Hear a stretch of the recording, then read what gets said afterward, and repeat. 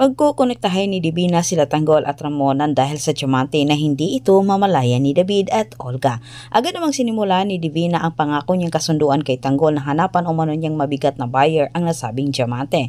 Ngunit naging maingat itong si Divina sa puntong ito para hindi umano matunugan ng unang may-ari na si Facundo.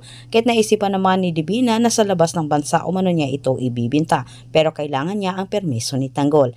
Samantala, sobrang nadismaya naman itong si Facundo sa trabaho ni Marcelo at Madonna dahil hindi umano nila nahagilap ang Star of Venus. Kahit sa puntong ito ay pinag-isipan na ng masama ni Facundo itong si Madonna na maaring tinago umano nito ang nasabing brilyante. Ipinapatumba na ni Don Facundo itong si Madonna kay Marcelo dahil sa kanyang pagdududa na pinagtiksilan umano siya ng dalaga sa pagkawala ng diamante. Natunugan naman ito ni Madonna ang masamang balak ni Facundo para sa kanya. Kahit napilitan siyang lumapit kala Tanggol, batid niyang ligtas siya sa mga ito. Sinasabi sa isip ni Madonna na kailangan niyang kumaliwa. Hindi umano niya maaring ipahamak ang kanyang sarili dahil sa masamang pagdududa ni Facundo sa kanya. Natutuwa naman itong si Divina dahil sa kanilang magandang takbong negosyo ni Tanggol. Umaalingasaw na umano ito sa buong Kamaynilaan.